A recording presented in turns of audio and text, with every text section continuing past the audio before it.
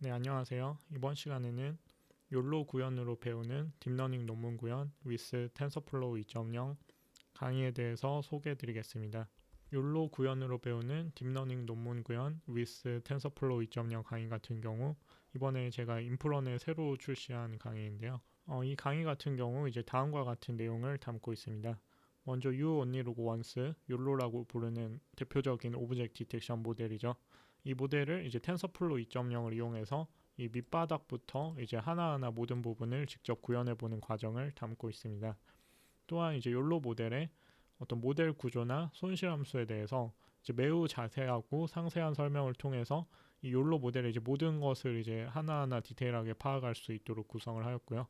그다음에 이 욜로 모델이 이제 풀고자 하는 문제 영역인 컴퓨터 비전의 이제 대표적인 문제 영역인 이 오브젝트 디텍션 문제 영역에 대한 설명, 오브젝트 디텍션 문제에서 사용하는 인터섹션 오브 유니온이나 민 에버리지 프리시전 같은 지표들에 대한 자세한 설명이라든지 이 오브젝트 디텍션 문제를 구현한다라고 할 때 실제적으로 예측하거나 코드 작성을 하려면은 어떠한 과정을 거쳐야 되는지, 그래서 이제 욜로 모델뿐만 아니라 이 오브젝트 디텍션 문제가 뭔지에 대해서도 자세히 파악할 수 있도록 구성을 하였습니다.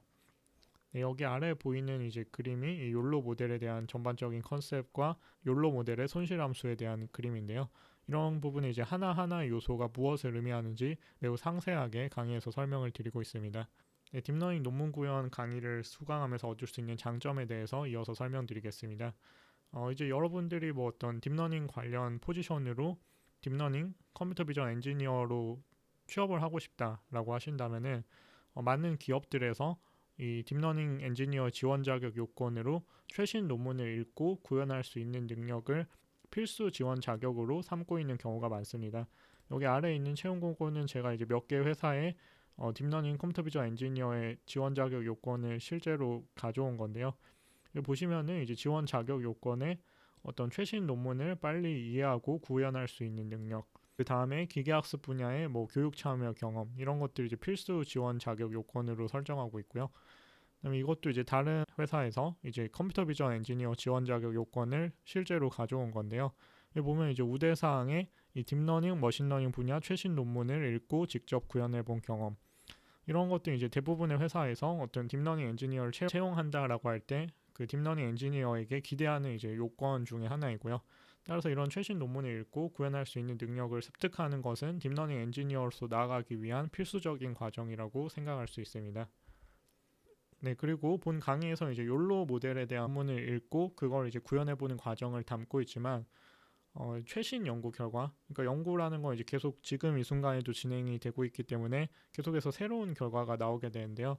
근데 그런 새로운 결과에 대한 설명이 논문이라는 포맷으로 출판이 되기 때문에 여러분들이 딥러닝 논문 읽는 법을 익히실 경우 추후에 어떤 이 욜로 외에 다른 논문이 발표되더라도 이를 빠르고 효율적으로 파악할 수 있으실 겁니다. 저희 강의에서는 이 욜로 논문을 저와 함께 읽어보면서 이 딥러닝 논문 읽는 방법에 대해서 설명을 드릴 거고요. 네, 그리고 여러분들이 어떤 딥러닝을 이용해서 프로젝트를 진행한다거나 공부를 한다고 할 경우에 이제 그 구현체를 이제 사용하는 방식이 크게 두 가지가 있을 수 있는데요. 대부분의 상황에서는 이제 현실적으로 이 다른 사람, 그러니까 어떤 전 세계에 있는 뛰어난 사람들이 많이 있죠. 그런 사람들이 이제 구현해서 이 깃허브에 이제 공개한 그 오픈 소스 이제 구현체를 가져와서, 예를 들어서 어떤 욜로를 구현한 어떤 사람이 올려놓은 욜로 모델이 있다라고 하면은 그 사람이 이제 욜로를 구현해서 이제 깃허브에 올려놓은 그 오픈 소스 공개 구현체를 가져와서 사용하는 경우가 이제 되게 많은데요. 네, 반대로 본 강의에서 하는 것처럼 그 직접 논문을 보고 코드를 이제 직접 구현해서 사용하는 방식이 있을 수 있는데요. 근데 이제 현실적으로 이런 오픈소스 구현체를 사용하는 경우가 더 많은 상황일 텐데, 네, 하지만 내가 직접 구현하는 과정을 한 번이라도 경험을 해봤다라고 할 경우에는 이 오픈소스 구현체를 사용한다 할지라도 그 해당 오픈소스 구현체의 이제 하이퍼 파라미터, 그러니까 설정값 같은 것들은 내가 지정할 수 있게 다 구현이 되어 있어요. 예를 들어서 욜로 모델의 로스 펑션의 이 코에피션트 값을 바꿀 수 있도록 설정이 되어 있다든지, 그런 것들은 이제 내가 오픈소스 구현체를 사용한다 할지라도 결국에는 내 데이터에 맞게 내 상황에 맞게 변경을 수행해 줘야 되는 부분인데요.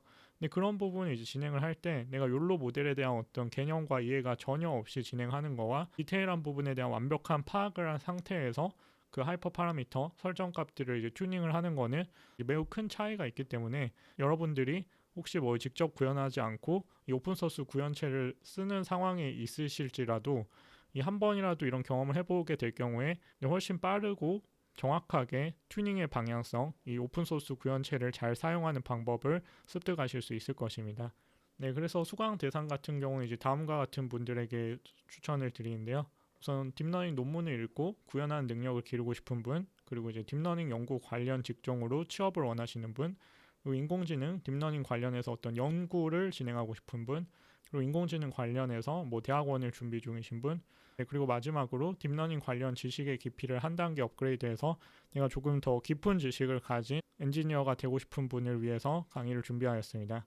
네, 강의 선수 지식 같은 경우는 이제 저희가 텐서플로우 2.0을 이용해서 욜로 모델을 구현해 보게 되는데요.